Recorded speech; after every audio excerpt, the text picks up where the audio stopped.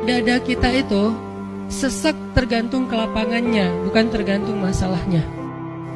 Ada orang yang masalah sepele bikin dia nyesek. Ada orang yang masalahnya udah luar biasa, dia masih kayak biasa-biasa aja. Kenapa? Bedanya bukan masalahnya, tapi yang membedakan itu adalah syarhus sadarnya, lapang dadanya. Bukan masalahnya terlalu besar, tapi dadanya mungkin belum lapang. Sehingga salah satu yang kita selalu doain itu apa? Rabbi syrah li sadri. Ya Allah, lapangkan dada saya. Baru yang kedua, wa yassir li amri. Ya Allah, mudahkan urusan saya. Jadi kalau dadanya udah lapang, maka urusannya jadi mudah. Kalau dadanya udah lapang, maka hidupnya jadi mudah. Kalau dadanya udah lapang, maka hubungan dengan pasangannya jadi mudah. Kalau dadanya udah lapang, maka hubungannya dengan partner atau teman kerja jadi mudah. Rabbi syrah li sadri wa yassir li amri. Allah kalau kangen kepada hambanya, dikasih ujian. Hamba yang kayak gimana? Hamba yang kalau nggak dikasih ujian nggak deket sama Allah. Sehingga kalau Allah kangen sama kita, yang nggak deket sama Allah nih, suka lupa sama Allah, Allah kasih kita ujian. Tapi ujian yang dikasih juga ujian yang insya Allah masih ketahan sama kita. Karena Allah nggak mau ngasih kita ujian yang mencelakai kita. Kalau itu terjadi namanya bukan ujian, tapi namanya azab. Dan insya Allah orang beriman gak dapat itu. Yang dapat kayak gitu tuh kelasnya udah kelas Firaun, Haman, Korun, Namrud ya. Orang muslim yang udah beriman cuman gak soleh-soleh amat, insya Allah yang dikasih bukan azab, yang dikasih adalah ujian. Kenapa? Allah kangen dengerin curhat kita di sepertiga malam. Allah kangen ngeliatin kita menangis dan manja kepada Allah. Allah kangen kita bangun tengah malam atau sepertiga malam berdoa kepada Allah. Allah kangen kita berdiri dan sujud dengan waktu yang lama. Allah kangen. Makanya dikasih ujian dikit. Kalau Allah yang ngehibur kita itu nggak ada pamrihnya, nggak ada modal di awal, nggak ada modal di akhir. Terus kenapa kita cepat dan begitu spontan minta hiburan dari makhluk, begitu spontan minta curhat kepada makhluk, begitu spontan manggil nama makhluk, tapi kurang spontan memanggil nama Ya Jabbar, nama Allah Subhanahu wa Ta'ala. Ini kalau ngomongin kecewa, salah satu di antara Asmaullahil Husna, nama-nama Allah yang mulia itu adalah Ya Jabbar. Teman-teman sekalian, bisa jadi orang yang paling mulia di antara kita di mata Allah adalah orang yang paling banyak diuji dalam hidupnya. Diuji dengan ditinggalkan oleh orang-orang kesayangannya, kehilangan pekerjaannya, dimusibahi dengan sakitnya, dirugikan dalam jual belinya. Maka jangan bersedih. Ketika itu terjadi dalam kehidupan kita, berarti Allah sedang ngasih kita kesempatan untuk ngerasain pahit getirnya kehidupan kekasih-kekasih Allah. Pahit getir kehidupan Asiyah istri Fir'aun. Pahit getir kehidupan Ayyub alaihissalam, Ibrahim alaihissalam, Siti Hajar, dan masih banyak lagi kekasih-kekasih Allah lainnya. Jangan bersedih, karena itu berarti Allah lagi perhatian sama kita. Allah lagi perhatian sama kita. Jadi kalau misalnya yang dicela itu pribadi kita punya dua pilihan. Antara mengambil hak kita untuk membalas, wa jazaa'us sayyi'ati sayyi'atan mithlaha. Balasan dari satu keburukan adalah keburukan yang sama. Tapi bersabar dan memaafkan itu khair, kata Allah, lebih baik daripada membalas.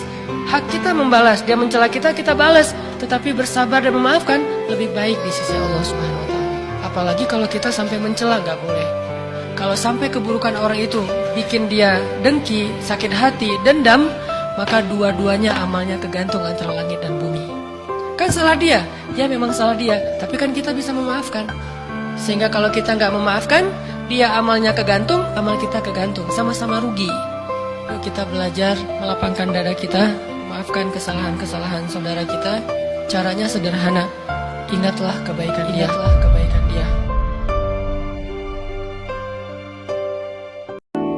Dari siapapun yang punya masalah, maka solusinya adalah sholat subuh. Siapapun yang punya hajat, maka kuncinya adalah sholat subuh. Siapapun yang punya mimpi, maka untuk mewujudkan mimpinya adalah sholat subuh. Siapapun yang ingin menjadikan keajaiban itu nyata, maka menyatakan keajaiban itu adalah dengan sholat subuh. Siapa yang pengen melihat mukjizat dalam hidupnya, sholat subuh. Kalau kita dikecewain, kecewa, sedih. Kadang-kadang gak harus dikecewain orang, kecewa sendiri, gak jelas. Tiba-tiba kecewa tiba-tiba kayak sedih aja. Pernah gak sih sedih tapi gak ada sebab? Tahu gak kenapa? Hati kita itu diusik sama setan. Setan tuh emang senang ngusik hati. Dia tuh gak ngusik fisik kita kecuali sesekali. Kayak misalnya ada guna-guna, itu kan fisik kan. Tapi yang sering banget, dailynya, dia tuh ngusik hati. Lo bete dong, sedih tuh, marah dong. Dia kayak nyuruh emosi kita untuk kayak gitu-gitu. Sehingga kita ada hari gak ada yang bikin masalah, tapi kita kayak sedih. Nah gimana ngobatinnya? Satu doa, ya Jabbar. Itu panggilan orang yang sedang sakit hati. Jadi satu artinya untuk orang yang lagi dizalimi, satu lagi untuk orang yang lagi hatinya kayak sedih, kayak disakitin. Jadi intinya adalah panggil Allah kalau kita lagi sakit hati dan dikecewain. Gak mungkin kalian akan bahagia kalau kalian mencintai sesuatu melebihi cinta kalian kepada Allah dan Rasul. Gak mungkin kalian akan dapat apa yang kalian inginkan kalau kalian mencintai seseorang atau sesuatu melebihi cinta kalian kepada Allah dan Rasul. Itu gak mungkin. Bukan hanya gak mungkin, bahkan Allah mengancam dengan sebuah ancaman, fatarabbasu, hati-hati kalian, kata Allah. Artinya gak boleh seorang hamba itu menduakan cintanya kepada Allah dengan cintanya kepada makhluk. Itu gak boleh. Kalau dia mencintai makhluk, harus karena Allah. Kalau dia mencintai makhluk bukan karena Allah, Allah bilang fatarabbasu, hati-hati. Kenapa kita gak berani bertaruh untuk Allah? Ini masa depan nih saya pertaruhkan nih. Kalau saya gak pacaran, apakah saya tetap akan bisa menikah? Taruh aja taruhannya sama Allah. Allah bilang, siapa yang istiqomah, kami tolong dia. Kalau saya putusin, ntar dia sama yang lain gimana ya? Gak usah khawatir, udah aja pertaruhkan masa depan kita sama Allah. Ya Allah, kuatkanlah iman kami. Karena dengan kekuatan iman itulah kami bertahan. Kami tidak bertahan karena fisik kami yang kuat. Kami tidak mampu bertahan karena uang kami yang banyak. Kami bertahan dalam satu ujian jika iman kami kuat kepada Engkau, ya Allah. Kuatkanlah iman kami, ya Allah. Terutama ketika kami merasa lemah, sendiri dan tidak berdaya. Saat itulah dekap kami dengan kasih sayang-Mu, ya Allah. Dekap kami dengan kasih sayang-Mu sebagaimana Engkau mendekap Rasulullah SAW. Pegang kami erat, ya Allah. Ketika kami akan terjatuh, janganlah Engkau tinggalkan kami di saat-saat kami paling lemah. Janganlah Engkau tinggalkan kami di saat kami gamang dan bingung. Temani kami, ya Allah. Beri kami petunjuk, ya Allah. Genggamlah hati kami ketika kami dalam keadaan rapuh, ketika kami dalam keadaan galau, ketika kami dalam keadaan lemah. Cara kita bersikap ke orang lain, gimana cara kita ngerespon sikap orang lain kepada kita. Itu dua standar yang berbeda, jangan disamain dan jangan dibalik. Kalau sikap kita ke orang, maka sikap yang paling baik kita tunjukkan itu adalah sikap empati. Dalam bahasa Arab itu disebut dengan ra'fah. Apa itu ra'fah? Pengertian. Ra'fah itu jaga perasaan. Ra'fah itu gak pengen ngerepotin. Ra'fah itu gak pengen nyakitin. Ra'fah itu gak pengen nyinggung. Ra'fah itu gak pengen ngebebanin. Mungkin salah satunya empati. Itu sikap kita ke orang lain. Ini yang diajarkan Nabi SAW kepada kita. Tapi kalau orang ke kita, sikap kita adalah syarhus sadar. Apa syarhus sadar? Lapang dada, legowo kalau kata orang Jawa. Syarhus sadar. Alam nasyrah laka sadrak. Kalau kita ke orang, ra'fah, jaga perasaan dia. Kalau orang ke kita, lapang dada. Jangan dibalik. Kalau kita ke orang, berharap dia lapang dada. Kalau dia ke kita, berharap dia empati. Ini egois nih. Ra'fah dong. Jangan. Kalau orang ke kita jangan minta dia supaya ra'fah, tapi minta supaya kita bisa berlapang dada terhadap kekurangan dia. Kan enak nih. Tapi giliran kita ke dia, kita ra'fah. Tapi kalau dibalik, giliran orang ke kita, harusnya dia ra'fah sama saya Ustadz, tapi dia tuh gak pengertian banget. Ini kebalik. Terus giliran kita ke orang lain, ya dia harusnya kan berlapang dada. Kan saya manusia biasa. Dibalik lagi. Sikap ini yang selama ini ketuker. Jadilah banyak chaos. Kita dengan pasangan, kita dengan teman kos-kosan, dengan teman kuliah, dengan dosen, dengan murid, dengan orang tua bahkan. Orang tua meminta anaknya supaya ra'fah kepada dia dan dia berharap Anaknya juga lapang dada terhadap dirinya. Ini nih, anak juga kayak gitu ke orang tua, nggak bisa. Makanya empati itu saya berharap nggak bisa utuh kalau kita hanya bahas empati. Takutnya nanti kita berharap orang lain yang empati ke kita. Nggak gitu, kita yang empati ke orang lain. Gak usah khawatir, aku bersamamu dimanapun kamu berada. Wa huwa ma'akum aina ma kuntum ma wadda'aka rabbuka wa ma qala. Manusia mungkin bisa ninggalin kamu, tapi aku enggak. Manusia mungkin bisa benci sama kamu, tapi aku enggak. Manusia mungkin bisa ilfil sama kamu, tapi aku enggak. Manusia mungkin bisa dendam sama kamu, tapi aku enggak. Manusia mungkin bisa mengecewakan kamu, tapi aku enggak, wahai hambaku. Jadi Allah lagi memperkenalkan, itulah manusia. Kalau Allah enggak kayak gitu. Ada yang posting di sosmed lagi ngaji, kita ria nih, ini menjudge isi hati orang. Gimana kita tahu dia ria? Bisa aja sebaliknya, dia lagi syiar. Dia berharap dengan dia posting ngajinya bagus, orang lain jadi semangat untuk belajar membaca Al-Quran. Dan dia pengen dapat pahala dari man sanna sunnatan hasanah. Siapa yang mencontohkan satu contoh yang baik. Kita yang menghakimi isi hatinya dengan kata-kata ria, malah nambah-nambah dosa. Atau mentransfer pahala kita buat dia, kan rugi nih. Nah kalau ke Allah, Allah maha tahu. Wa asirru qawlakum aw jaharu bih innahu alimun bidzatis sudur. Allah tahu banget lah isi hati kalian. Kalimat alam yajidka yatiman fa'awa itu adalah kalimat pembuktian. Seolah-olah Allah ngomong ke kita tuh gini, kamu gak ingat dulu ketika kamu pernah gini, siapa yang nolong kamu? Emangnya kamu gak ingat dulu ketika kamu pernah terpuruk, siapa yang buat kamu bisa survive? Ketika kamu hampir celaka, siapa yang menyelamatkan kamu? Ketika kamu gini, siapa yang menolong kamu, dan seterusnya. Allah pengen ngingetin kita. Kita tuh awalnya gak punya apa-apa, bukan siapa-siapa, gak bermodalkan apapun. Allah yang fa'awa, fahada, fa'agna, itu terjadi kepada kehidupan kita masing-masing. Siapapun boleh meninggalkan kita, tapi Allah gak pernah ninggalin kita. Gak ada cinta yang lebih sejati dan pastinya kecuali cinta dari Allah kepada hambanya. Kalau kita mengeluh tentang dunia, kok hidup gini-gini amat ya, kok setiap hari kok susah, kok gini, kok gitu, walal akhiratu khairun laka minal ula. Tenang aja, dunia itu emang sifatnya kayak gitu. Sifat dunia itu keluh kesah. Kenapa bisa kayak gitu?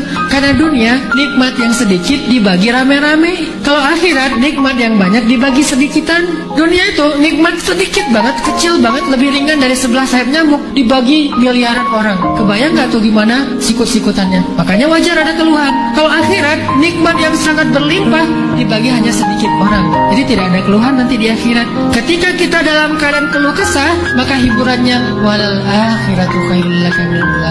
Dunia ini emang keluh kesah. Kalau mau istirahat, tidak ada lagi kecewa, tidak ada lagi sakit hati, tidak ada lagi keluh kesah, wala khaufun alaihim wala hum yahzanun. Tempatnya cuma di surga. Coba rasa-rasain ketika kita lagi ngerasa enak nih hubungannya sama Allah, sama ketika kita lagi jauh dari Allah, terus dua-duanya dikasih masalah, mana yang lebih nyaman buat kita? Kalau kita pas lagi dapat masalah, pas lagi dekat sama Allah, itu akan bertahan banget. Orang makin dekat sama Allah, makin tough, makin bisa survive dalam menghadapi masalah, makin tuh. Kenapa? Karena survive seseorang dalam menghadapi masalah itu bukan soal dia punya uang atau enggak, dia punya teman atau enggak, dia sehat apa enggak. Soal mentalnya, hatinya kuat enggak menghadapi masalah. Kalau ditolaknya lagi jauh dari Allah, itu baper. Kenapa kayak gitu? Lemah, gara-gara jauh dari Allah. Kalau ditolak pas lagi dekat sama Allah, gak apa-apa, yang penting jangan ditolak sama Allah, kan gitu. Ditolak, ya Allah, pasti engkau mau ganti yang lebih keren ya. Husnuzon kan, aku tergantung prasangka hambaku. Ya udah bertahan.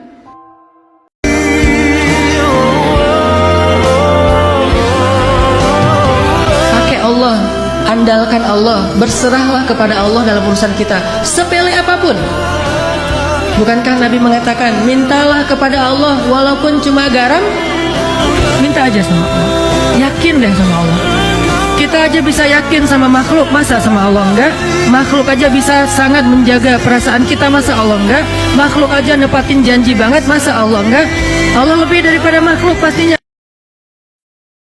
Tahukah kita doa Nabi? Ya Allah, hidupkan saya sebagai orang miskin, matikan saya sebagai orang miskin, dan bangkitkan saya bersama orang miskin. Berani gak sih kita doa kayak gitu? Berat ya? Kalau ngomong, oh saya gak cinta dunia, ya udah ayo kita doa sekarang bareng-bareng gitu. Ya Allah, hidupkan saya sebagai orang miskin. Kayaknya belum kuat tuh, belum berani kayaknya doa gitu ya. Mending kita doa, ya Allah gak apa-apa deh kaya tapi masuk surga gitu. Itu paling aman.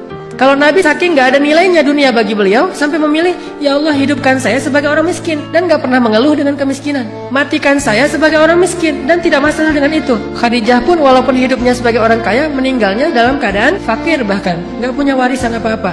Dan bangkitkan saya bersama orang miskin, karena orang miskin masuk surga 500 tahun lebih dulu daripada orang kaya. Tapi kalau orang kaya yang dermawan masuk surga, surganya jauh lebih tinggi daripada orang miskin. Ini kan pilihan ya. Ini sama-sama punya keistimewaan. Orang gak bakalan kecewa kalau bersandar kepada Allah. Itu gak bakalan. Bahkan kita bisa bilang mustahil. Mustahil seseorang itu kecewa gara-gara berpegang, bersandar, menyerahkan dirinya kepada Allah. Itu mustahil. Bukan seperti itu sunnatullah. Karena siapapun yang berserah diri kepada Allah, maka dia telah berpegang kepada tali yang paling kokoh. Allah itu sangat pengen dekat sama hambanya, itu Allah. Udah lama pergi nih, sibuk dengan semua orang dijapri, semua orang dia chat, sampai tengah malam chat sama orang lain. Tapi Allah gak pernah dijapri, Allah tungguin. Begitu kita ada masalah datang ke Allah, Allah gak bilang, giliran sekarang aja lo datang. Gak kayak gitu Allah. Langsung Allah dekap, langsung Allah, ada apa hambaku? Hal min dihaja, apakah kamu butuh sesuatu? Hal min taib, apakah kamu mau diterima taubatnya? Hal min mustaghfir, apakah kamu mohon minta ampun? Allah tanya kepada kita setiap malam. Dicuekin lagi, dicuekin lagi.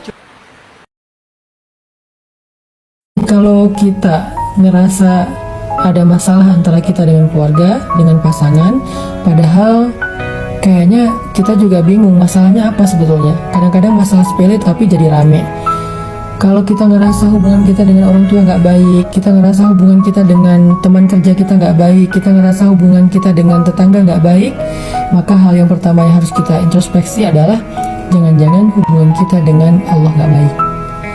Sehingga akhirnya hubungan kita dengan manusia juga menjadi renggang. Makin romantis doa sama Allah, Allah tuh makin senang. Dan Allah tuh senang banget sama orang yang rajin berdoa. Kalau ada yang bilang jangan banyak-banyak doa, malu sama Allah, nggak enak gitu, itu salah. Manusia kalau kita banyak minta dia nggak suka, tapi Allah justru dia nggak suka kalau kita nggak minta. Sehingga doa itu dalam Islam dianggap sebagai ibadah.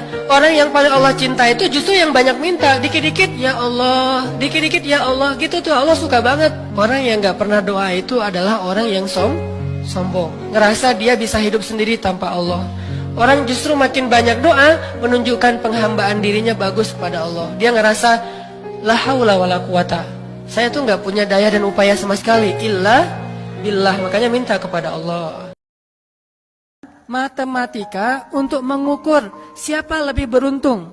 Sehingga kita tidak perlu bertanya kenapa, why, saya udah hijrah kok makin susah hidup saya. Dunia itu, akhirat enggak. Kalau kita mengukur amal kita hanya dengan dunia, kita bakal sering kecewa karena Allah tidak menilai dunia ini bahkan lebih ringan daripada 11 sayap nyamuk. Seandainya kata Nabi dunia ini di mata Allah ada harganya, pasti Allah gak mau ngasih dunia kepada orang yang tidak beriman, gak mau. Berhubung dunia ini tidak ada nilainya, Allah kasihlah kepada orang yang tidak beriman. Sedangkan yang bernilai, Allah simpan untuk orang yang beriman dan sabar. Sehingga ketika kita hijrah, kita minta tolong kepada Allah urusan dunia, tetapi kita yakin kalau kita istiqomah, ikhlas, maka di akhirat wa ma indallahi khair.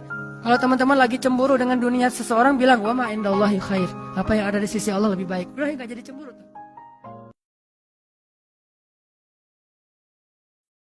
Ternyata ada orang yang salah paham. Ketika Allah menentukan sebuah takdir buruk baginya, maka dia gak bisa mengubah takdir itu. Kita ditakdirkan misalnya, na'udzubillah, cerai dengan pasangan kita, ditolak pas kita ngelamar, ditikung oleh sahabat sendiri, diselingkuhin, dan seterusnya, maka kita nggak bisa nolak takdir itu dengan cara mencoret-coret suratan takdir. Mengikhtiarkan sesuatu itu nggak bisa. Terus apa yang bisa kita lakukan agar takdir buruk itu bisa berubah? Yamhullahu ma yasha'u wa yuthbit, kata Allah. Allah menghapus apapun yang Dia kehendaki di antara tulisan takdir dan menetapkan. Allah yang berkehendak mengubah takdir. Tapi dengan apa kita berharap Allah mengubah takdir buruk kita menjadi baik? Dengan doa. Berharap kepada Allah dengan iman. Berharap kepada Allah dengan curhat, munajat. Karena Allah tidak pernah menolak doa hambanya. Pernah nggak nyesel bantu orang lain gara-gara ternyata orang itu akhirnya nyakitin perasaan kita? Duh, saya nyesel dulu bantu dia. Duh, tahu gitu nggak bakalan saya mau baik-baikan sama dia. Duh, nyesel juga saya kemarin udah nolongin dia segala macam. Gimana? Apakah kita merasa amal kita jadi sia-sia? Enggak. Begitu kita merasa dikhianati, disakiti, dianggap bukan siapa-siapa, nggak ada apa-apanya, kita tinggal mengatakan hasbiyallah. Bagi saya cukup balasan dari Allah Subhanahu wa Ta'ala, bukan balasan dari manusia. Orang nggak bakalan kecewa kalau bersandar kepada Allah. Itu nggak bakalan. Karena siapapun yang berserah diri kepada Allah, maka dia telah berpegang kepada tali yang paling kokoh. Wa man yuslim wajhahu ila Allah, wa man yuslim wajhahu ila Allah wa huwa muhsin faqad istamsaka bil urwatil wuthqa wa ila Allahi aqibatul umur.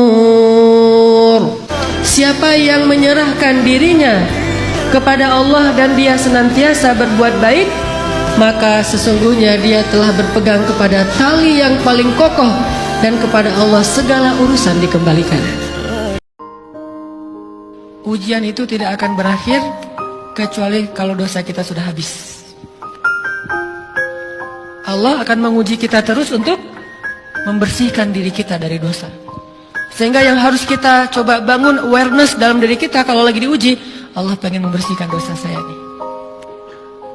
Sehingga kita ridho dengan ujian, bukan ikhlas ya. Kalau ikhlas ibadah, kalau ujian ridho, rela. Saya ridho ya Allah, walaupun ini berat. Saya ridho ya Allah, walaupun saya berharap Engkau beri jalan keluar.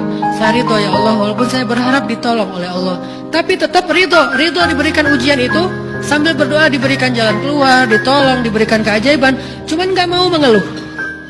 Dan berdoa meminta jalan keluar bukan mengeluh, itu ibadah. Berdoa itu ibadah dalam Islam. Sehingga Allah suka banget sama hamba yang berdoa.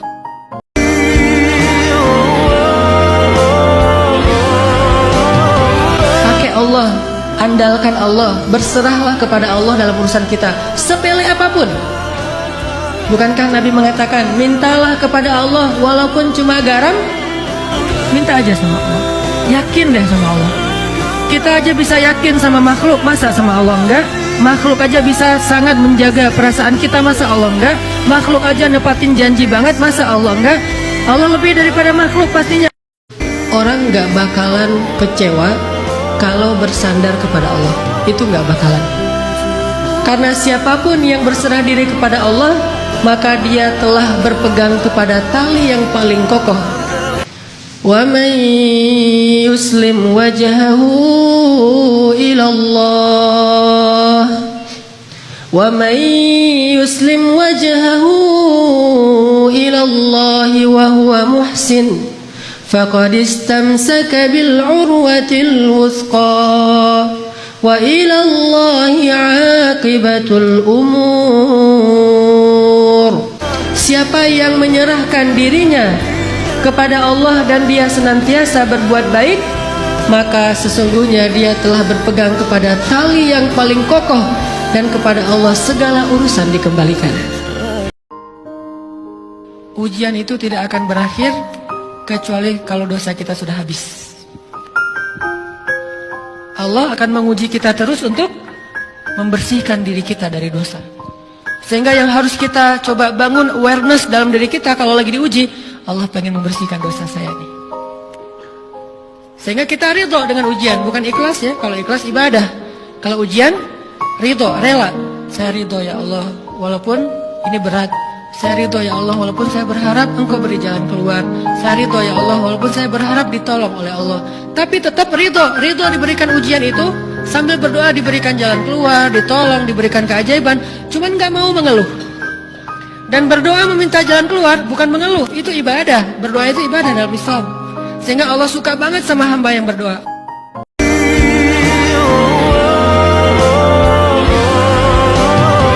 Pakai Allah, andalkan Allah, berserahlah kepada Allah dalam urusan kita, sepele apapun. Bukankah Nabi mengatakan, mintalah kepada Allah walaupun cuma garam? Minta aja sama Allah, yakin deh sama Allah. Kita aja bisa yakin sama makhluk, masa sama Allah enggak? Makhluk aja bisa sangat menjaga perasaan kita, masa Allah enggak? Makhluk aja nepatin janji banget, masa Allah enggak? Allah lebih daripada makhluk pastinya.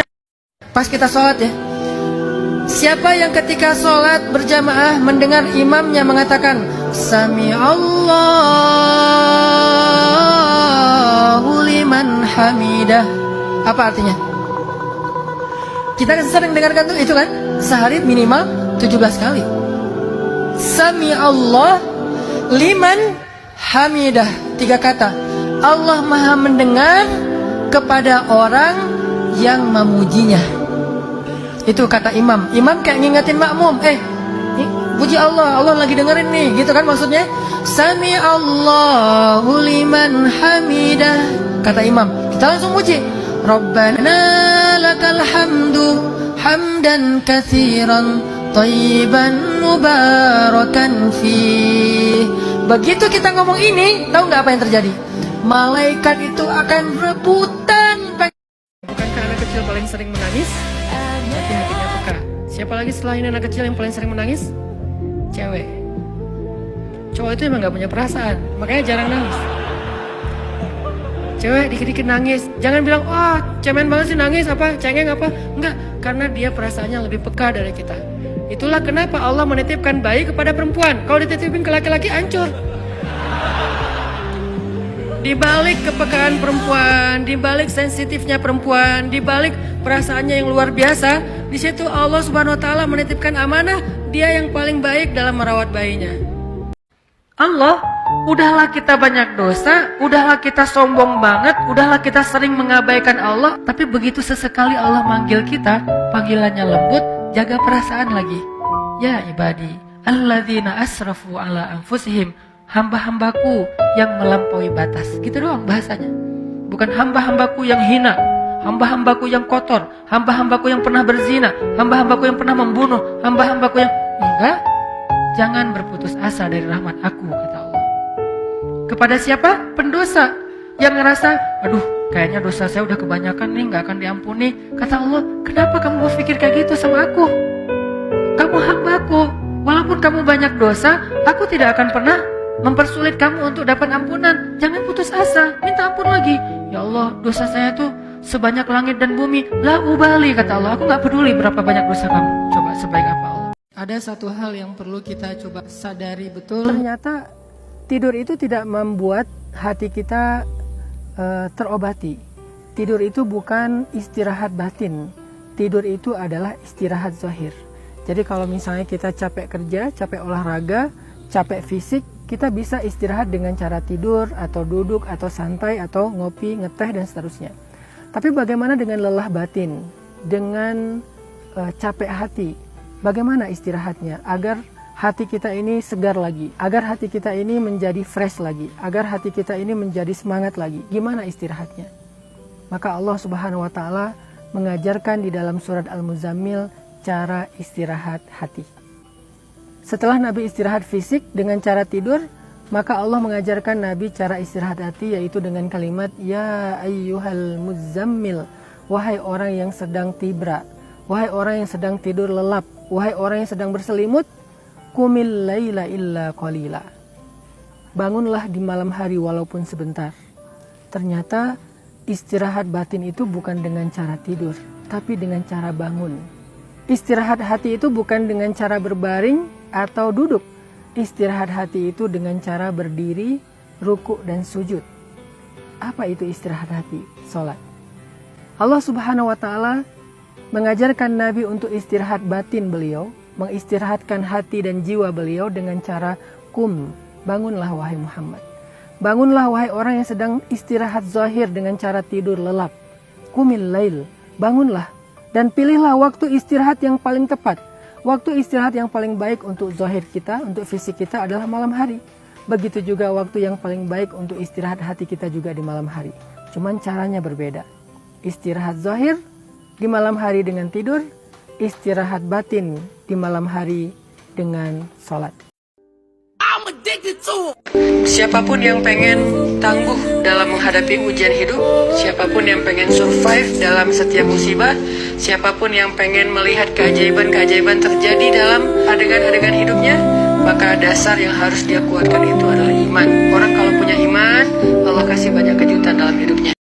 Jadi kalau kita rasanya selama ini sering khawatir, sering galau, sering ngerasa terusik, sering bingung, maka salah satu kunci untuk menghilangkan semua perasaan yang tidak nyaman itu adalah belajar tawakal, belajar tawakul, belajar berserah dan bergantung kepada Allah SWT. Ketika dia menyerahkan urusannya, masalahnya kepada Allah, dia percaya Allah sebaik-baiknya akan mengurus masalah itu. Dia yakin Allah sebaik-baiknya akan menyelesaikan urusan itu. Dia yakin Allah sebaik-baiknya akan memberikan jalan keluar dalam kebuntuan masalahnya. Keyakinan itulah yang membuat dia merasa tenang. Teman-teman sekalian, bisa jadi orang yang paling mulia di antara kita di mata Allah adalah orang yang paling banyak diuji dalam hidupnya. Diuji dengan ditinggalkan oleh orang-orang kesayangannya, kehilangan pekerjaannya, dimusibahi dengan sakitnya, dirugikan dalam jual belinya. Maka jangan bersedih. Ketika itu terjadi dalam kehidupan kita, berarti Allah sedang ngasih kita kesempatan untuk ngerasain pahit getirnya kehidupan kekasih-kekasih Allah. Pahit getir kehidupan Asiyah istri Fir'aun, pahit getir kehidupan Ayyub alaihissalam, Ibrahim alaihissalam, Siti Hajar, dan masih banyak lagi kekasih-kekasih Allah lainnya. Jangan bersedih, karena itu berarti Allah lagi perhatian sama kita. Allah lagi perhatian sama kita. Kita dulu mungkin pernah mengalami masa-masa yang kelam gitu ya, banyak dosa, jauh dari Allah, ninggalin sholat, kayak gitu-gitu. Hampir semua dosa-dosa besar itu kita pernah ngelakuin. Pas udah hijrah, kita ngomong gini, ada untungnya juga sih Ustadz, saya dulu pernah nakal. Gak ada untungnya teman-teman. Yang harus kita syukuri bukan kita pernah nakal. Yang harus kita syukuri, kita pernah nakal tapi Allah masih kasih kita kesempatan. Itu yang kita syukuri, kesempatan tuh. Sampai akhirnya kita bisa berhijrah, Allah kasih hidayah, itu yang kita syukuri. Karena kalau kita berpikir untung juga saya dulu pernah nakal, ini bagian dari kita salah paham terhadap Allah. Jadi nggak ada baiknya kita pernah nakal, nggak ada baiknya kita pernah bandel, nggak ada baiknya kita pernah jahiliyah, pernah bikin dosa. Baiknya adalah alhamdulillah kita bisa taubat, bisa hijrah.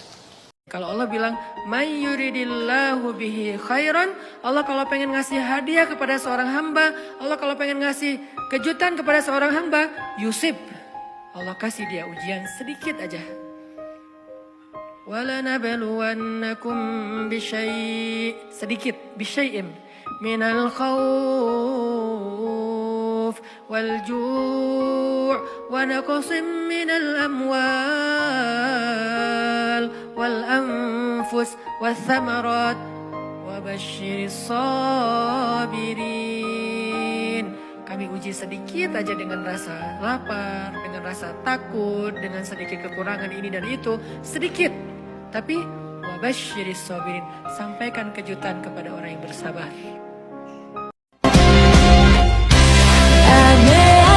Salah satu kalimat yang Allah paling suka dari hambanya itu adalah Astaghfirullahalazim. Jadi kalau kita pengen Allah itu senang kepada kita, kalau kita pengen Allah itu sayang sama kita, sering-seringlah ucapin Astaghfirullahalazim. Sekali kita ngomong Astaghfirullahalazim, sayang Allah sama kita itu bertambah. Allah tuh sayang banget sama hamba yang beristighfar. Kalau seorang hamba beristighfar, Allah tuh nggak ngelihat dosa yang masa lalunya, Allah ngelihat istighfarnya. Coba. Dan istighfar kita itu kalau benar-benar tulus dari hati, satu kali doang kita ngucapin istighfar, itu cukup untuk menghapus semua dosa kita yang memenuhi langit dan bumi loh. La tahzan, jangan khawatir kalau kita istiqomah. Orang yang istiqomah itu kan identiknya kadang-kadang dia kayak kesepian ya, sendiri, gak punya teman. Terutama ketika dia hidup di lingkungan yang lain pada seru-seruan, dia sendiri yang gak seru. Akhirnya kayak gak dilibatin. La tahzan kalau kita ngerasa sendiri. Kenapa? Nahnu awliya'ukum fil hayatid dunya wa fil akhirah. Kata Allah, kami akan nemenin kamu. Siapa kami? Allah dan para malaikat. Cuman kita nggak ngelihat doang. Tapi sebetulnya kita tuh punya geng. Kalau kita ngerasa gara-gara istiqomah jadi sendiri, la tahzan, jangan khawatir, jangan berkecil hati. La tahzan, jangan sedih. Kami temenin kamu di dunia dan nanti kami temenin kamu di akhirat. Allah yang janjiin bakalan nemenin kita. Orang yang ngejauhin kita nggak ada pengen ngejauhin orang. Kalau kita yang pengen ngejauhin orang lain, itu beda babnya. Itu kesannya kita kayak eksklusif gitu, nggak boleh. Tapi kalau orang yang ngejauhin kita gara-gara nggak bisa diajak happy-happyan, seru-seruan kayak gitu, la tahzan, jangan sedih. Nahnu awliya'ukum, kami akan nemenin kalian, kata. Kalau kita bisa jaga diri di masa itu, pergaulan, perasaan gimana Ustaz? Jangan terlalu mudah jatuh hati kalau belum halal. Ustaz itu kan gak disengaja, jangan diikutin. Kadang-kadang dia emang gak disengaja, munculnya itu dari setan. Yuwaswisu fi sudurinas. Ih, cantik ya. Udah jangan diterusin, jangan dibahas. Begitu kita sekali klik, udah kita dibahas, maka itu jadi sebuah episode. Itu tuh kalau ada kayak gitu jangan diterusin. Jangan berpikir ada orang yang dia gak punya pacar berarti dia gak normal. Enggak, dia normal, cuman dia gak mau nerusin. Emang dia nggak pernah kepikiran kayak apa tertarik dengan seseorang? Tertarik kalau dia normal, cuman nggak diterusin, nggak mau dibahas, nggak mau diingat-ingat. Caranya dia menyibukkan dirinya dengan hal-hal yang positif. Pernah nggak nyesel bantu orang lain gara-gara ternyata orang itu akhirnya nyakitin perasaan kita? Duh, saya nyesel dulu bantu dia. Duh, tahu gitu nggak bakalan saya mau baik-baikan sama dia. Duh, nyesel juga saya kemarin udah nolongin dia segala macam. Gimana? Apakah kita merasa amal kita jadi sia-sia? Enggak. Begitu kita merasa dikhianati, disakiti, dianggap bukan siapa-siapa, nggak ada apa-apanya, kita tinggal mengatakan hasbiyallah. Bagi saya cukup balasan dari Allah Subhanahu wa taala, bukan balasan dari manusia. Gak mungkin kalian akan bahagia kalau kalian mencintai sesuatu melebihi cinta kalian kepada Allah dan Rasul. Gak mungkin kalian akan dapat apa yang kalian inginkan kalau kalian mencintai seseorang atau sesuatu melebihi cinta kalian kepada Allah dan Rasul. Itu gak mungkin. Bukan hanya gak mungkin, bahkan Allah mengancam dengan sebuah ancaman, fatarabbasu, hati-hati kalian, kata Allah. Artinya gak boleh seorang hamba itu menduakan cintanya kepada Allah dengan cintanya kepada makhluk. Itu gak boleh. Kalau dia mencintai makhluk, harus karena Allah. Kalau dia mencintai makhluk bukan karena Allah, Allah bilang fatarabbasu, hati-hati. Kenapa kita gak berani bertaruh untuk Allah? Ini masa depan nih saya pertaruhkan nih. Kalau saya gak pacaran, apakah saya tetap akan bisa menikah? Taruh aja taruhannya sama Allah. Allah bilang, siapa yang istiqomah, kami tolong dia. Kalau saya putusin, ntar dia sama yang lain gimana ya? Gak usah khawatir, udah aja pertaruhkan masa depan kita sama Allah. Kadang-kadang kalau gak dikasih masalah sama sekali, kita suka jauh dari Allah. Kan Allah kangen. Di antara hadis kangennya Allah kepada kita tuh, Allah kalau kangen kepada hambanya, dikasih ujian. Hamba yang kayak gimana? Hamba yang kalau gak dikasih ujian, gak deket sama Allah. Sehingga kalau Allah kangen sama kita, yang gak dekat sama Allah nih, suka lupa sama Allah, Allah kasih kita ujian.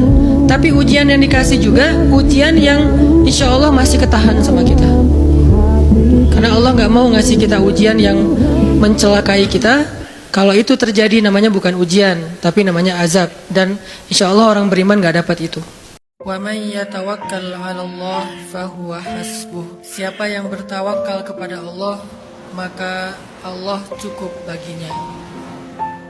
Allah Subhanahu wa taala sebetulnya sudah cukup bagi orang mukmin. Kalau seandainya iman kita itu adalah iman yang kuat, akidah kita itu akidah yang lurus kepada Allah Subhanahu wa taala.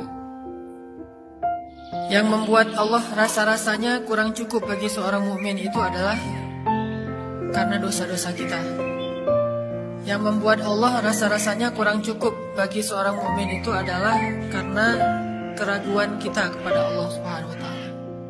Semakin besar porsi ragu di dalam hati kita, maka semakin berkurang keajaiban Allah dalam hidup kita. Apa penyakit hati yang paling bahaya? Cinta terhadap dunia, dengki. Penyakit hati yang paling bahaya itu adalah ragu kepada Allah Subhanahu wa taala. Itulah penyakit yang paling bahaya. Itulah ibu dari semua penyakit hati. Dengki, cinta dunia, dendam, susah memaafkan, galau, khawatir yang berlebihan, berputus asa, semua itu lahir dari gara-gara dia ragu kepada Allah Subhanahu wa taala. Sehingga Allah mengatakan di dalam surat Al-Baqarah tadi, fi qulubihim marad, di dalam hati mereka ada penyakit. Satu aja. Allah nggak mengatakan fi qulubihim amrad, di dalam hati mereka ada banyak penyakit. Tapi Allah mengatakan fi qulubihim maradun, cuma satu penyakit. Pakai Allah, andalkan Allah, berserahlah kepada Allah dalam urusan kita, sepele apapun. Bukankah Nabi mengatakan, mintalah kepada Allah walaupun cuma garam? Minta aja sama Allah, yakin deh sama Allah. Kita aja bisa yakin sama makhluk, masa sama Allah enggak? Makhluk aja bisa sangat menjaga perasaan kita, masa Allah enggak? Makhluk aja. Ketika Allah menempatkan kita dalam satu situasi yang sulit, yang sampai bikin kita kehabisan ide nih gimana cara keluar dari situasi ini, itu berarti Allah lagi ngasih kita kesempatan masuk dalam sebuah situasi yang tidak ada yang bisa nolong kita kecuali Allah. Allah pengen nolong sendiri, dan pertolongan Allah itu ajaib. Tapi kalau Allah tempatkan kita dalam sebuah situasi yang kita masih berpikir dan menemukan beberapa jalan walaupun belum pasti bisa, berarti kita masih diberikan kesempatan yang nolong kita itu makhluk. Oh, minta tolong ke si fulan, minta tolong ke si fulan. Tapi begitu kita mentok, kenapa ya kok berat banget nih masalah saya? Berarti Allah lagi menempatkan kita di sebuah situasi yang Allah sendiri yang akan menolong kita. Etis nggak kalau kita posting, tapi kita nggak nge-tag orang yang mentraktir kita? Nggak etis ya? Pasti kita di captionnya tuh nulis, alhamdulillah hari ini makan enak di tempat yang cozy banget. Makasih ya buat siapa gitu kan? Yang udah naktirin saya, kan gitu nge-tagnya. Begitu juga ketika kita menikmati rezeki dari Allah, agak kurang etis kita makan enak tapi Allah nggak di-tag gitu. Cara nge-tag Allah, bismillahirrahmanirrahim, Allahumma barik lana fima razaqtana, alhamdulillahilladzi at'amana hadza wa razaqnahu min ghairi haulin minna wala quwwah. Kita nge-tag Allah, ini nikmat dari Allah, ini nikmat dari Allah. Itu baru etis. Kita ngeposting banyak nikmat tapi Allahnya nggak di-tag. Ke manusia aja nggak enak, apalagi kepada Allah. Ternyata kadang Allah menolong seseorang itu bukan dengan mencabut masalahnya. Yang lebih hebat lagi, Allah menolong seseorang dalam masalah dengan cara menguatkan hatinya dalam menghadapi masalah. Masalahnya nggak diangkat sama Allah, tapi hatinya dikuatkan.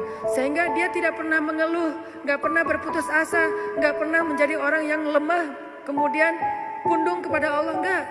Berarti Allah sudah menolong hatinya, dan buat dia itu kadang lebih baik daripada kita yang hanya menonton dari luar.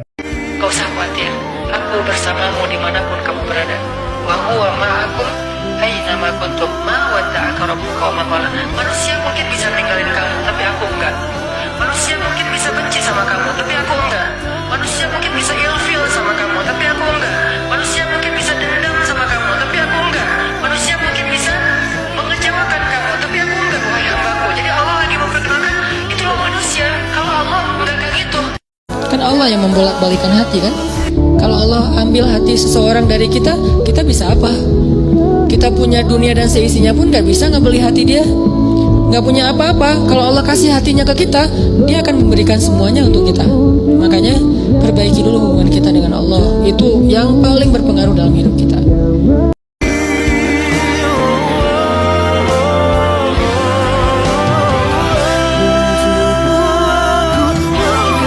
Jika kamu merasa ditinggalkan oleh banyak orang, Allah gak pernah ninggalin kamu. Ketika kamu merasa dicuekin oleh banyak orang, Allah gak pernah cuekin kamu. Ketika kita lagi lemah, ketika kita lagi drop, kita baca ma wadda'aka rabbuka wa ma qala. Gak mungkin nih ya, gak mungkin nol, gak mungkin sama sekali ya. Ada orang yang meninggalkan sesuatu karena Allah terus jadi terlantar dan terlunta-lunta, itu gak mungkin sama sekali. Bukankah Allah sudah menunjukkan banyak bukti kepada kita? Siapapun yang meninggalkan sesuatu karena Allah, pasti Allah ganti dengan yang lebih baik. Musa meninggalkan Mesir karena perintah Allah, Allah ganti dengan Palestina. Ibrahim meninggalkan Irak karena Allah, Allah ganti dengan Palestina dan Mekah. Ketika kita tidak lagi berharap kepada siapapun kecuali Allah, saat itulah kita makin kuat. Ketika kita punya banyak harapan kepada makhluk, saat itulah kita lemah. Terus kalau gitu nggak boleh kerja sama dengan makhluk? Nggak, ini bab ikhtiar. Bedakan bab ini berdua. Bab ikhtiar, bab zahir, bab tawakal, bab batin. Yang kita omongin sekarang urusan batin. Ketika yakin kita mendua dari Allah kepada makhluk, saat itu kita lemah. Mentiga, mengempat, menglima dan seterusnya. Makin banyak makhluk yang kita harapin dari dia, makin kita lemah. Makin sedikit makhluk, makin kita kuat. Makin tidak ada siapapun kecuali Allah. Itulah puncak dari kekuatan kita. Jangan berharap kecuali kepada Allah. Walaupun secara zahir berikhtiar kepada manusia, tapi batin gak boleh terlibat kepada makhluk, hanya kepada Allah Subhanahu wa ta'ala. Allah gak pernah ninggalin kamu, wahai hambaku, kata Allah. Aku gak pernah ninggalin kamu. Apa buktinya? Ketika kita bikin dosa aja, Allah gak ninggalin kita, coba. Apalagi ketika kita taat.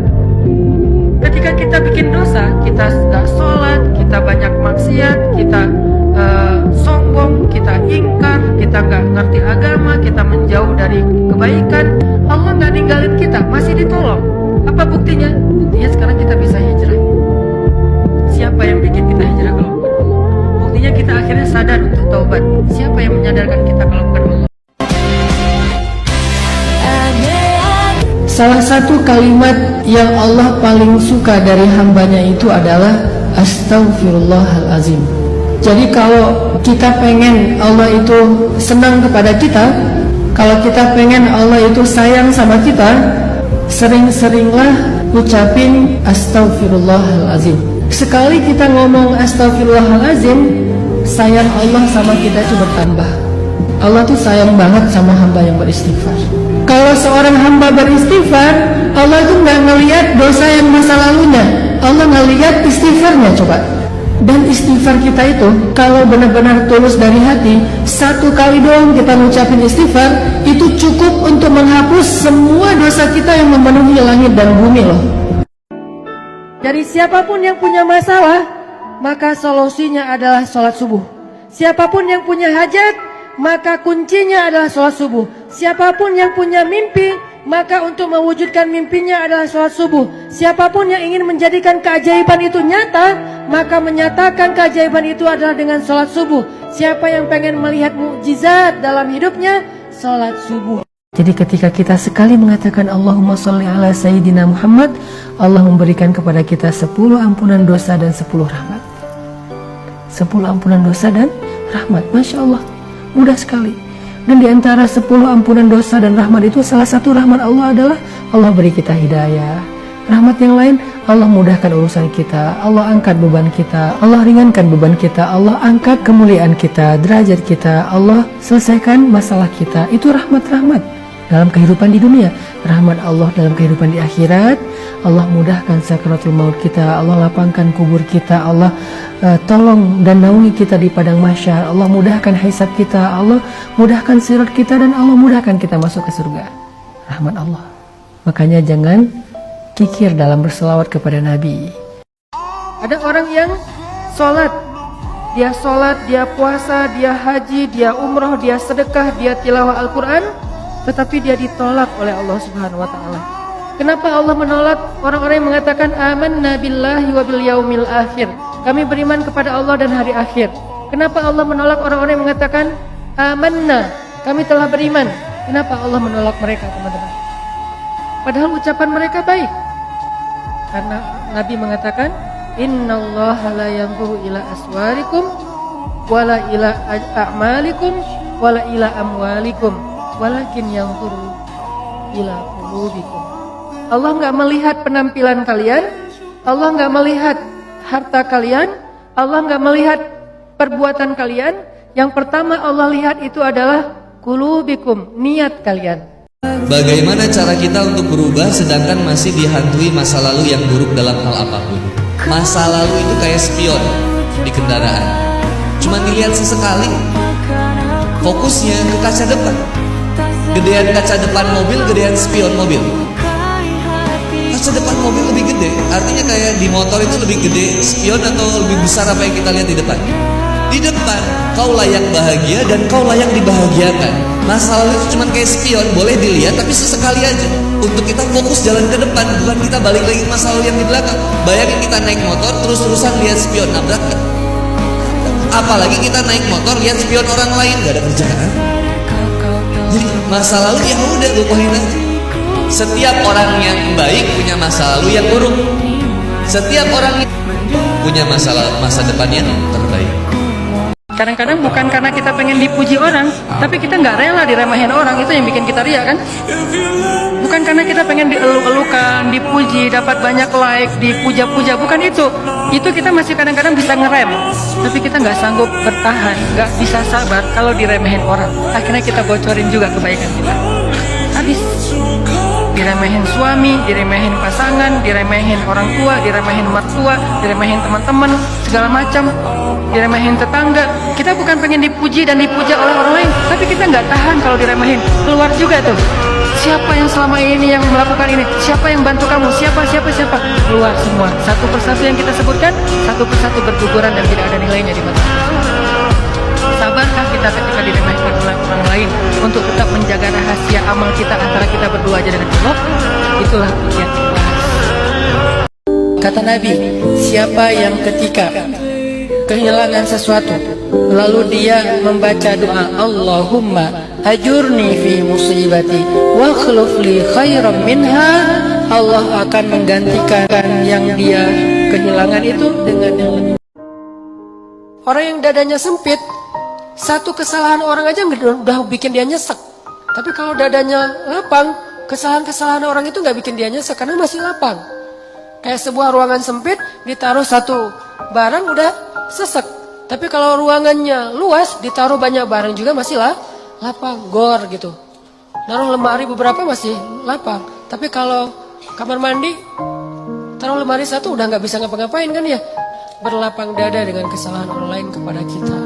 Sehingga kita nggak gampang nyesek, kita nggak gampang stres, kita nggak gampang nyimpen, nggak gampang sakit punggung kita.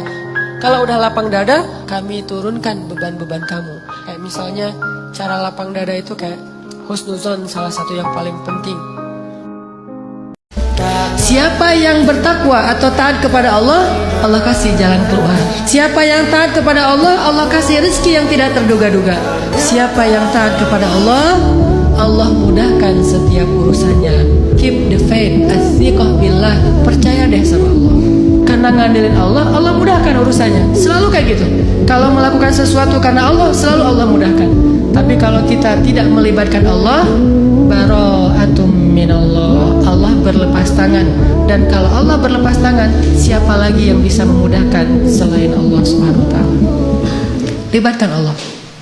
Kadang kita pernah ngerasa kayak berat ketika kita lagi sendiri, yang biasanya heboh bareng dengan geng, bareng dengan teman-teman, tiba-tiba karena satu dan lain hal, akhirnya teman-teman menjauh dari kita. Mungkin kita salah ngomong, mungkin kita salah sikap, mungkin kita terbawa emosi, mungkin kita gak suka dengan komen teman kita di grup. Akhirnya kita kayak menjauh atau dijauhin sama geng kita, sama teman kita. Mulailah merasakan kesendirian. Allah seolah-olah ngomong ke kita gini, teman-teman, hambaku, kamu kalau ngerasa sepi, gak usah khawatir, aku bersamamu dimanapun kamu berada. Manusia mungkin bisa ninggalin kamu, manusia mungkin bisa benci sama kamu, manusia mungkin bisa ilfil sama kamu, manusia mungkin bisa dendam sama kamu, manusia mungkin bisa mengecewakan kamu. Itulah manusia. Kalau Allah nggak kayak gitu, Allah nggak pernah ninggalin kamu, wahai hambaku, kata Allah. Kalau Kalau kita mengeluh tentang dunia, kok hidup gini-gini amat ya, kok setiap hari kok susah, kok gini, kok gitu, walal akhiratu khairun laka minal ula. Tenang aja, dunia itu emang sifatnya kayak gitu. Sifat dunia itu keluh kesah. Kenapa bisa kayak gitu? Karena dunia nikmat yang sedikit dibagi rame-rame. Kalau akhirat nikmat yang banyak dibagi sedikitan. Dunia itu nikmat sedikit banget, kecil banget, lebih ringan dari sebelah sayap nyamuk, dibagi miliaran orang. Kebayang gak tuh gimana sikut-sikutannya? Makanya wajar ada keluhan. Kalau akhirat nikmat yang sangat berlimpah dibagi hanya sedikit orang. Jadi tidak ada keluhan nanti di akhirat. Ketika kita dalam keadaan keluh kesah, maka hiburannya walal akhiratu khairul laka minal ula. Dunia ini emang keluh kesah. Kalau mau istirahat, tidak ada lagi kecewa, tidak ada lagi sakit hati, tidak ada lagi keluh kesah, wala khaufun alaihim wala hum yahzanun, tempatnya cuma di surga. Intinya jangan remehin kata-kata makasih. Dan yang lebih keren lagi, maaf. Jangan gengsi minta maaf. Karena maaf itu bisa efeknya gede banget. Kadang-kadang kita nggak sadar tapi efeknya gede. Satu, kadang-kadang dia menyambung silaturahim yang terputus. Satu kata bisa menyambung silaturahim yang terputus. Dan menyambung silaturahim salah satu di antara amal yang berpahala besar. Allah kayak ngasih tahu ke kita, hambaku, kamu jangan patah semangat. Aku nggak pernah ninggalin kamu. Hambaku, kamu jangan pundung. Aku nggak pernah marah sama kamu. Hambaku, kamu jangan nyerah. Aku nggak pernah ninggalin kamu. Hambaku, jangan putus asa. Aku nggak pernah marah sama kamu. Jadi kalimat ma wadda'aka rabbuka wa ma qala ini, kalau kita tafsirkan ke ayat-ayat yang lain itu banyak banget. Allah kalau kangen kepada hambanya dikasih ujian. Hamba yang kayak gimana? Hamba yang kalau nggak dikasih ujian nggak deket sama Allah. Sehingga kalau Allah kangen sama kita, yang nggak deket sama Allah nih, suka lupa sama Allah, Allah kasih kita ujian. Tapi ujian yang dikasih juga ujian yang insya Allah masih ketahan sama kita. Karena Allah nggak mau ngasih kita ujian yang mencelakai kita. Kalau itu terjadi namanya bukan ujian, tapi namanya azab. Dan insya Allah orang beriman nggak dapat itu. Tapi teman-teman ya, benar nih, ini benar. Ini pengalaman pribadi. Saya mungkin saya bukan ustadz yang keren-keren amat keilmuannya, tapi banyak pengalaman pribadi. Buat saya secara pribadi sebagai suami, itu senyum istri itu amazing banget loh. Itu kayak miracle banget. Itu kayak surga jatuh ke bumi gitu. Makanya kalau pulang ke rumah itu yang bikin happy itu bukan masalah rumahnya sebesar apa, di rumah ada apa. Yang bikin happy itu tawa anak sama senyum istri. Udah selesai. Nggak makan Ustaz? Ya makan juga sih. Cuman maksudnya lapar bisa ketahan. Tapi kalau kayak garing, krik-krik, kaku, plain di rumah nggak ada kehangatan, itu tuh rugi banget gitu. Makanya Nabi SAW mengatakan salah satu di antara nikmat terbesar yang Allah berikan di muka bumi itu adalah zaujah solihah atau imro'ah solihah, istri yang solihah. Itu tuh nggak kebayar dengan apapun. Ternyata ada orang yang salah paham. Ketika Allah menentukan sebuah takdir buruk baginya, maka dia nggak bisa mengubah takdir itu.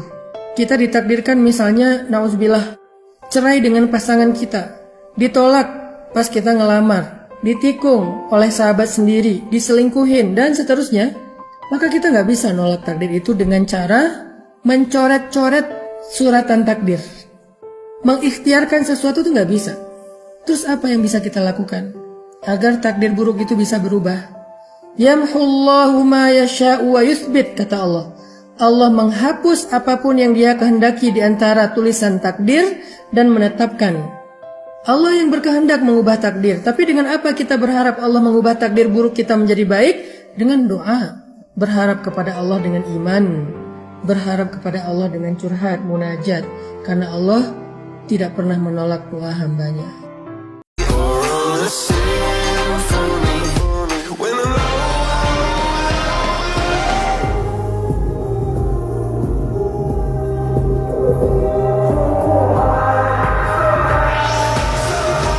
Nikmat terbesar yang Allah kasih kepada kita adalah nikmat kedekatan kita dengan Allah Subhanahu wa taala. Dan setelah itu Allah limpahkan nikmat-nikmat lain yang lebih banyak. Tapi yang paling utama adalah kedekatan kita dengan Allah. Makanya kalau Allah kasih kita nikmat dunia seisinya, tapi dicabut nikmat kedekatan dengan Allah, maka jangan kegeeran. Jangan-jangan itu bukan nikmat, tapi istidraj. Yang harus kita syukuri bukan kita pernah nakal. Yang harus kita syukuri, kita pernah nakal tapi Allah masih kasih kita kesempatan. Itu yang kita syukuri, kesempatan tuh. Sampai akhirnya kita bisa berhijrah, Allah kasih hidayah, itu yang kita syukuri. Alam yajidaka yatiman fa'awa wa wajadaka dhallan dol. Kenapa dol itu kayak panjang bacanya? Karena sesat jauh gitu kan ya. Kita pernah tersesat jauh. Dan tersesat itu bukan hanya soal akidah, tersesat dalam masalah ketaatan. Kita nggak taat kepada Allah, tersesat jauh, sibuk dengan dunia, kemudian kita foya-foya jauh banget dari Allah. Wa wajadaka dhallan fahada. Allah tarik balik kepada kebaikan. Yang harus kita syukuri bukan dolnya, tapi fahadanya, hidayahnya. Karena kalau kita berpikir untung juga saya dulu pernah nakal, ini bagian dari kita salah faham terhadap Allah. Jadi Ketika Allah Subhanahu wa taala menunda suatu kebaikan yang kita inginkan, berarti Allah Subhanahu wa taala sedang mempersiapkan yang lebih baik. Kenapa kok nggak dikasih sekarang? Lagi disiapin. Saya minta sekarang, tapi kalau kamu minta sekarang, jadinya ya seadanya gitu. Tapi kalau misalnya kamu mau sabar dikit, mungkin disuruh tunggu beberapa waktu lagi, Allah akan mempersiapkan seistimewa mungkin. Jadi siapapun yang punya masalah, maka solusinya adalah sholat subuh.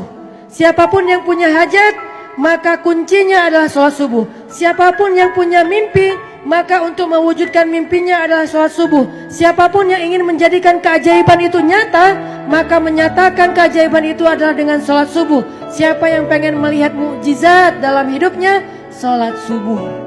setiap kali kita punya masalah, pertama yang harus kita tanya, jangan-jangan saya nih ada masalah sama Allah. Dan itu yang selalu saya lakukan. Kalau saya punya masalah, saya langsung tanya, nih kayaknya ada yang gak bener nih saya sama Allah. Mungkin sholatnya kurang khusyuk, mungkin beberapa kali jadi gak sholat di masjid karena sibuk, atau karena ketiduran, karena apa. Kalau misalnya dia tahajud, terus tiba-tiba beberapa malam ini dia gak tahajud, akhirnya Allah kasih musibah mancing biar dia tahajud lagi. Kebiasaan dia tilawah 1 juz, tiba-tiba beberapa hari ini cuma beberapa lembar, Allah kasih masalah. Pokoknya kalau kita dapat masalah, yang pertama harus kita evaluasi hubungan kita dengan Allah. Allah berfirman kepada orang-orang yang banyak dosa seperti kita, yang pernah berzina, yang pernah minum khamar, yang mungkin pernah membunuh, yang pernah makan riba, yang pernah melakukan dosa diam-diam, yang banyak dosa, yang kotor, hina, dina. Allah bilang, ya ibadi, hambaku, gitu. Lembutnya panggilan Allah kepada kita. Allah gak mengenal, wahai manusia, wahai pendosa, wahai orang yang hina. Enggak, Allah bilang, qul ya ibadiyalladzina asrafu ala anfusihim. Bilang kepada hamba-hambaku yang banyak dosa. Tapi Allah gak bilang yang banyak dosa, yang melampaui batas terhadap dirinya. Lembut sekali bahasa Allah. Udah banyak dosa, Allah masih memanggil kita hamba. Bahkan ketika kita melakukan dosa, diam-diam di malam hari, tidak ada yang melihat kecuali Allah, kemudian cuma 1 malaikat yang mencatat. Allah Subhanahu wa taala berbisik kepada malaikat itu, jangan catat dulu, mungkin besok dia akan bertobat. Dan jangan kabarkan ini kepada malaikat yang lain. Allah kalau kita buat dosa diam-diam, Allah tutupi aib kita, nggak mau ngasih tahu kepada yang lain. Tapi begitu kita taubat, Allah langsung mengatakan, wahai para malaikat, lihat hambaku itu, dia bertaubat. Giliran kita beramal soleh, Allah umumkan. Giliran kita buat dosa, Allah diam aja. Malaikat mau catat, wahai malaikat tunggu dulu ya, besok dia mau bertobat mungkin. Dan Allah nggak akan manggil, hei malaikat semuanya lihat nih hambaku lagi berbuat dosa. Nggak, ditutup ya aib kita.